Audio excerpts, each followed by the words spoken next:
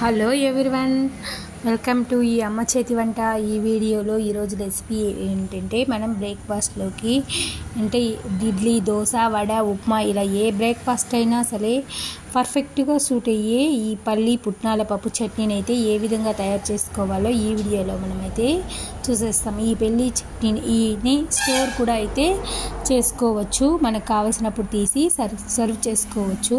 First మనం ఈ పల్లి చట్నీకి 1 కప్ పల్లీలు అయితే తీసుకొని దోరగా అయితే వేయించుకోవాలి. ఇది లో ఫ్లేమ్లోనే పెట్టుకొని వేయించుకోవాలి. హై ఫ్లేమ్లో పెడితే లోపల పచ్చిగా ఉండిపోతాయి అన్నమాట. ఇవి లో ఫ్లేమ్లో పెడితే బాగా కరకరలాడుతూ ఉంటాయి. చట్నీ అయితే చాలా టేస్టీగా ఉంటుంది. ఈ విధంగా అయితే పల్లీలు చిటపటమంటూ ఆడే వరకు అయితే బాగా పల్లీలను అయితే వేయించుకోవాలి. ఇలా వేయించుకున్న తర్వాత ఇందులోనే నేనైతే 1 కప్పు పుట్నాల పప్పు అయితే తీసుకున్నాను. మనం పచ్చి కొబ్బరి కూడా అయితే వేసుకోవచ్చు. ఇలా పచ్చి కొబ్బరి వేసుకుంటే చట్నీ అయితే త్వరగా పాడైపోతుంది. ఒక్క రోజులో చేసుకునేదైతే పచ్చి కొబ్బరి వేస్తే కూడా టేస్ట్ అయితే చాలా బాగుంటుంది. పప్పు అయితే బాగా వేగిన తర్వాత ఇలా లో ఫ్లేమ్లోనే పెట్టి వేగిన తర్వాత అయితే మనం ఇప్పుడు పుట్నాల పప్పును అయితే కూడా యాడ్ చేసుకోవాలి. పుట్నాల పప్పు నేను ఇక్కడైతే 1 కప్ పుట్నాల పప్పు అయితే తీసుకున్నాను.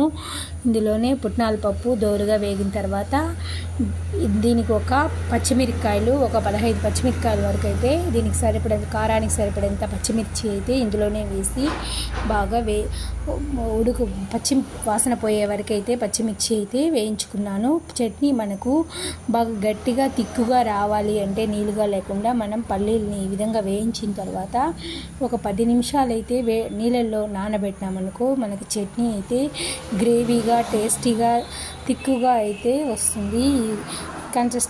ఇది ఈ విధంగా ఒక 10 నిమిషాలు నానబెడితే చట్నీ అయితే సూపర్గా ఉంటుంది. మళ్ళీ పప్పునంతా మిక్సీ జార్లో తీసుకొని ఇందులో పచ్చి ఆనియన్ అయితే వేసుకుంటే టేస్టీ సూపర్గా ఉంటుంది. పచ్చి ఆనియన్, చిన్న ఆనియన్ 2 అయితే కట్ చేసి వేసుకున్నాను. వెల్లుల్లి రెబ్బలు అయితే ఒక 5-6 పాయలు అయితే వేసుకున్నాను.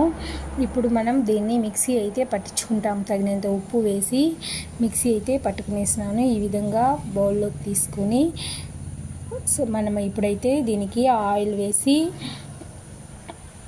బౌల్లో సర్వ్ చేసుకున్న తర్వాత ఒక ఆయిల్ వేసి ఆవాలు, జీలకర్ర, కరివేపాకు, పసుపు అయితే వేసి మనం పోపు పెట్టి వేయించుకుంటే ఇందులో వేసుకుంటే చట్నీ అయితే సూపర్గా చాలా టేస్టీగా ఉంటుంది. ఈ చట్నీ అయితే ఇడ్లీ, దోశ, ఉప్మా, పరోటా, రైస్లోకి అయితే వేడివేడి రైస్లోకి అయితే కూడా చాలా సూపర్గా ఉంటుంది. అంత టేస్టీకరమైన ఈ చట్నీని మీరు కూడా మీ ఇంట్లో అయితే ట్రై చేసి చూడండి. మీకు ఏ విధంగా వచ్చిందో నాకైతే కామెంట్ చేయండి.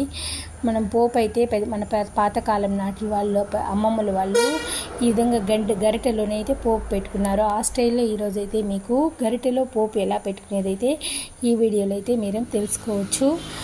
ఈ విధంగా పోపు పెట్టుకున్న ఈ వీడియోకి సబ్స్క్రైబ్ చేసుకోండి, లైక్